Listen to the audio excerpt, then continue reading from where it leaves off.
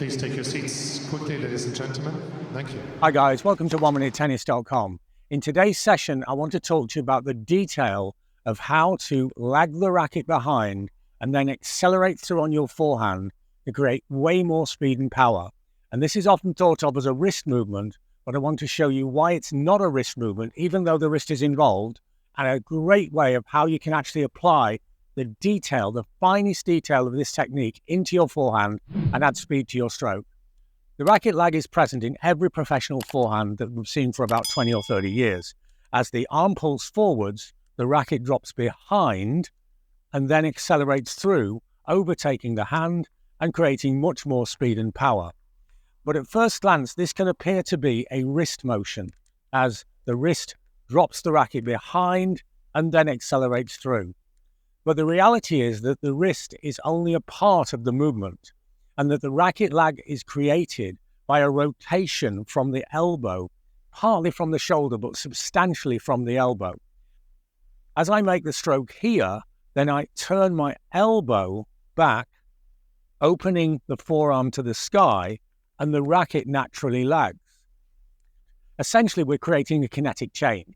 Kinetic chains always work from the ground up or from inside out. So when we make a movement, the more that we focus on the parts of the body that are close to the center, then the more efficient, powerful, and fast the stroke will become.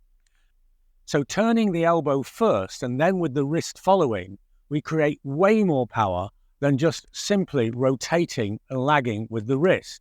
The wrist movement and now the arm movement. And I can feel the extra speed. In fact, I can hear the whip of the racket. But this is a little bit tricky to get the feel of because it's kind of disguised.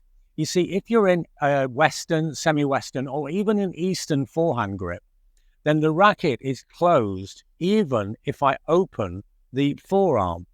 So I can't really see and really feel the difference. But if you change to a Continental grip, now I want to be clear here, I'm not suggesting for 1 second that you hit a forehand with a Continental or chopper grip. This is a serve grip, a volley grip. It's got a lot of uses, but the forehand is not one of them. But if you change to a Continental grip, then suddenly the rotation of the forehand becomes really, really obvious. See, if I'm in my semi-Western grip and I rotate the forearm, then the racket is still kind of closed. I can't really see what I'm doing. But if I change to a Continental grip, then what happens is now as I open the forehand, then the racket is opened up to the sky. It's the same movement, but the grip is now making it very evident of what I'm doing. So now with the Continental grip, I'm going to make the stroke with my wrist and make the stroke with my elbow, and it's really obvious the difference between the two. Again, with my wrist, with the elbow.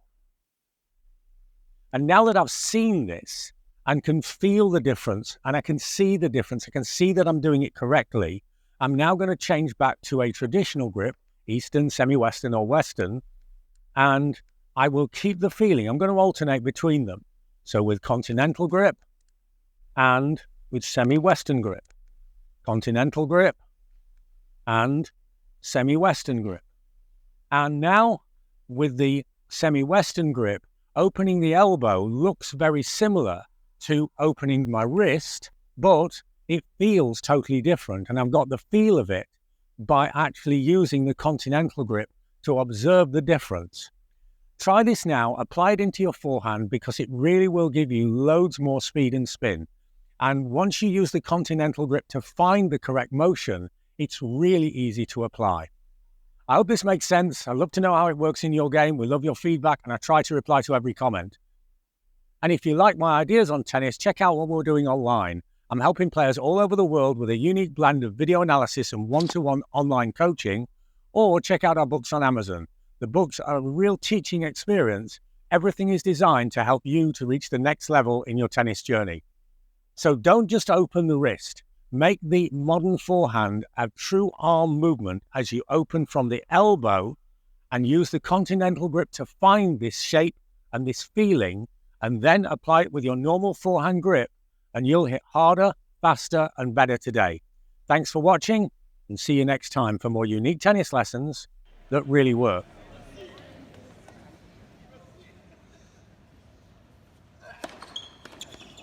Ends.